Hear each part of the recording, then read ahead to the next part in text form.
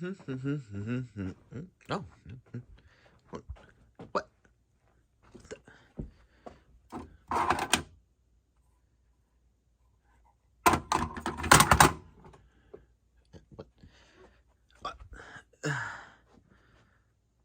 Hey, Mathis! What is all this junk? What? All the crap I bought to get the Apple IIGS video working? And I better not let Jen find out? That's a good idea. Let's see here. Perfect. No one will ever figure that out. When we last saw this Apple IIGS, we were having trouble getting it to display in color graphics mode. In the past 3 weeks, I bought all of this stuff to try to figure out how to get it to display in color. Hi everyone, I'm Alan Gracia, and this time, let's see what it actually took to get this 37-year-old computer talking to a modern monitor.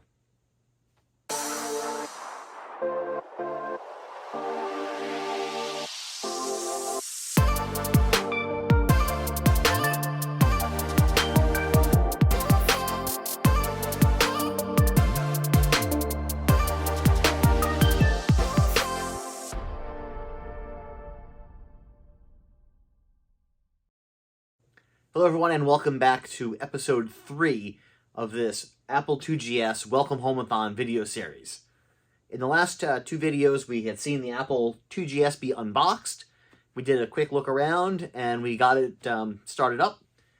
In the second video, we booted the machine up, we verified how much RAM and ROM was on board, and that the machine was working, and we did get black and white composite video on this Dell ultra-sharp monitor. But one of the things we could not do is get color video working, and that's what we're going to tackle in this video. So you might recall we started with the franking cable, and that didn't work.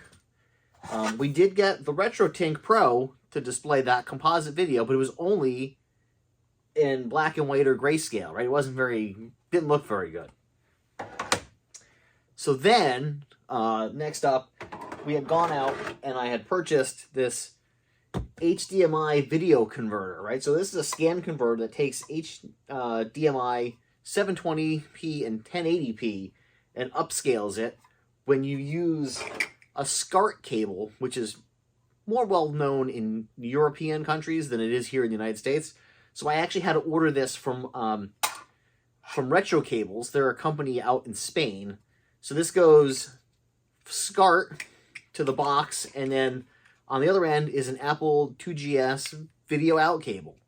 And I thought this might work, but sadly, that didn't work either. So then, what do? I don't know. So I kept reading and researching and trying to figure things out. What's out there working for other people on YouTube and retro computing community? What are they doing? And so we got to this thing, which is an Extron 300A RGB to HDMI upscaler. So this is an industrial control type thing you might find in a corporate or maybe university type AV broadcasting something or other. They're pretty cheap on eBay now. You know, you can get them well under $100. And what this is supposed to do is take a VGA signal off of the Apple IIGS and then upscale it to work with a standard HDMI.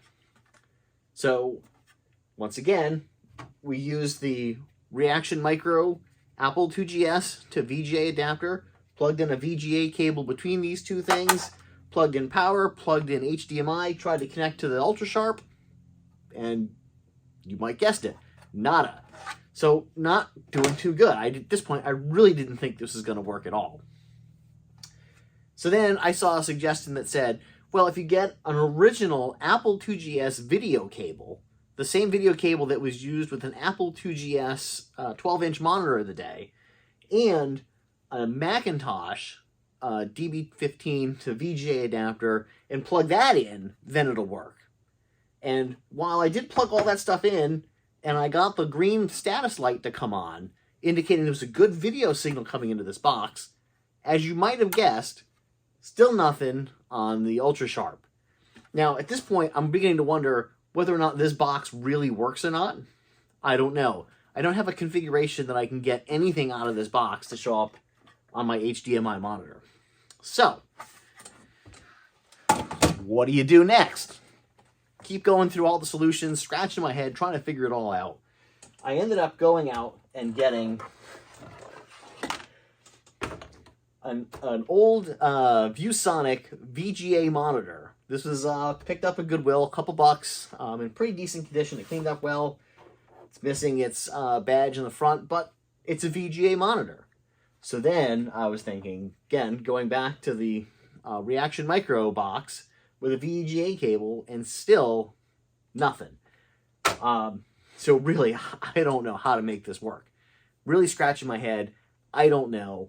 But what I thought might be going on is we talked about briefly in the previous video, which was that the scan rates of the Apple IIGS are so low that modern monitors just can't seem to get a lock on the signal and display something. At least that's my working theory. So then, in a fit of desperation, I went back and read the documentation. The digital equivalent of stopping and asking for directions. And if you're married, you know that we can't stop and ask somebody for directions. Thank goodness we have GPS in our phone. We never have to stop and ask for directions again. So I broke down and looked at some documentation for this little box to see if there was anything else I can glean from it or figure out what might have been going wrong. So let's take a look at what I found and let's pick it up from there. Okay, so back here on the ReActiveMicro page, we see the Apple IIGS VGA adapter by Manila Gear. Again, I bought it from ReActiveMicro. This is not a paid promotion. And we see that this is the adapter that brings the Apple IIGS video out to VGA. But there's this one thing over here. So there's additional information on 15 kilohertz monitors. And if we take a look at that page, they've got a lot of good information here about monitors that work with their adapter. So that's kind of cool. But there's a lot of data here. And I want to sort of slice and dice it and work with it in various different ways. So I took all of this and I stuck it into an Excel spreadsheet. So here we are, a list of modems that support 15 kilohertz analog RGB signals. So what we're looking at really is the monitors that have a scan range that allow the Apple IIGS input to be read by the monitor and then display something. So there's lots of different options here, but I focused in on the BenQ monitors, which didn't seem too egregious looking, and I kind of like the look on them. And as well as the Dell monitors, because, as you saw, I'm pretty familiar with those already. So I zeroed in on this particular one right here, the Dell P2214Hb. It's TFT type panel, 22 inches. We see the screen resolution here, and it accepts input for VGA, DVI, and DisplayPort natively. And more importantly here, we see that 15 kilohertz RGB support is full compatibility. So that's some really good news. So now the question becomes, where do I get a P2214HB from, 2016? Well, you turn to eBay. And fortunately for me, I turned to eBay and found a local seller. So I've not had very good luck with monitors shipped recently, as you may have seen over on the blog. But I was able to go get this in person, pick it up. The monitor is in great condition. And so knowing that we have a supported monitor with native cabling and resolutions, we just need that adapter on the 2GS. So let's go back over to the bench and take a look at what goes on. Okay, let's quickly recap what we have here. So back behind the Apple IIGS is the ReActiveMicro VGA adapter. Going up to this, the Dell UltraSharp P2214HB.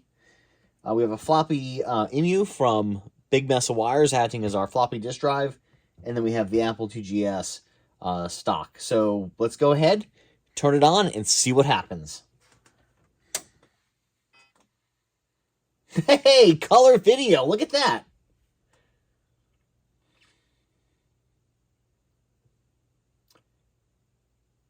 and welcome to the 2GS System Software 601, the last official version of the Apple IIGS operating system.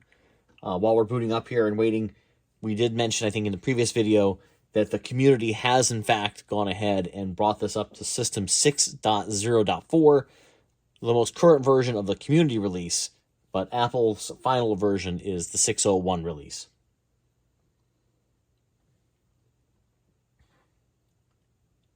So we're just waiting for everything to finish booting up. I don't remember if these pinstripes back here was how it was on the original Apple IIGS that I had. I just don't remember. I want to say that it was the blue border with more of a gray background, but I just don't remember. So I'll have to look at that at some point in the future. Okay, and here comes the Apple IIGS Finder. Again, this looks very Mac-like. About the Apple IIGS, we see 768K of memory.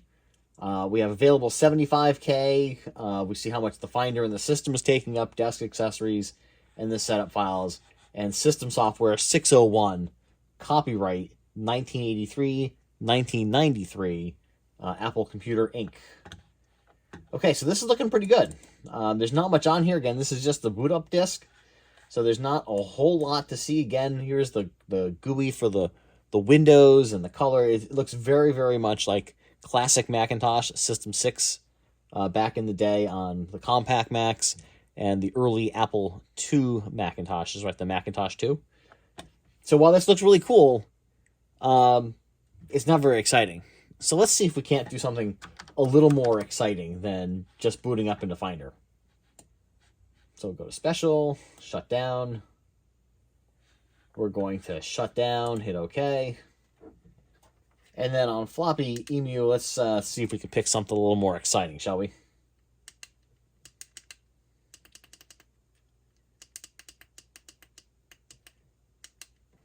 Yeah, let's go ahead and try this.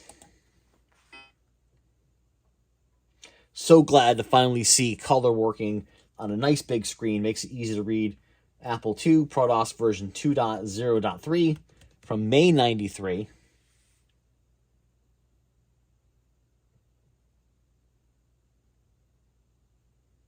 Just waiting for the software to load. Again, we're loading off of floppy disks. All right, let's take a look at Zany Golf by Will Harvey, copyright 1988. I played a lot of this game. I couldn't remember what it was. I knew it was some crazy golf game I used to play. But it turns out that going through the software archives for the Apple IIGS, I was able to find it and give it a try, and here we go. Okay, so let's go ahead and... That's so exciting. That's the internal speaker. Let's go ahead and click one player. And we'll start off with the windmill hole. Now, disclaimer, I haven't played this in, 30-something years. So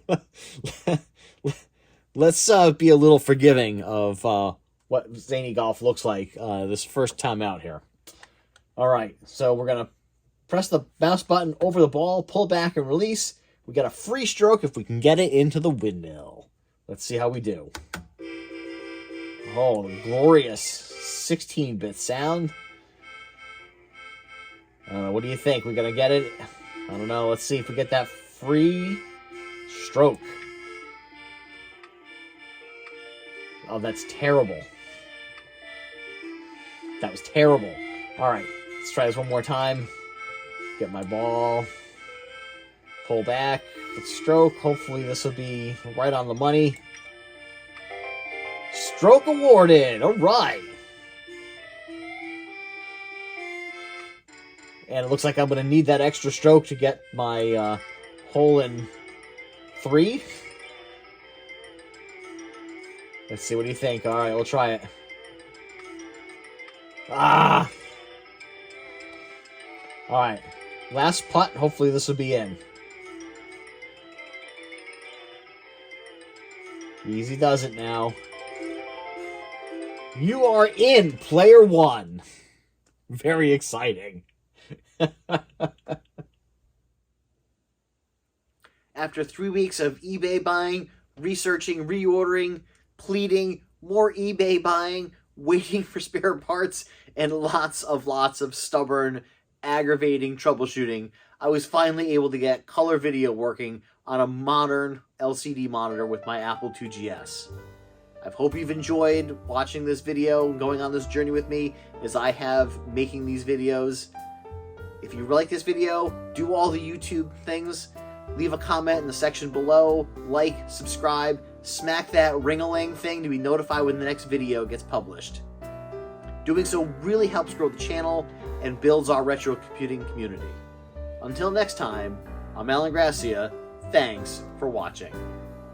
When we last saw this Apple IIGS, we were having trouble.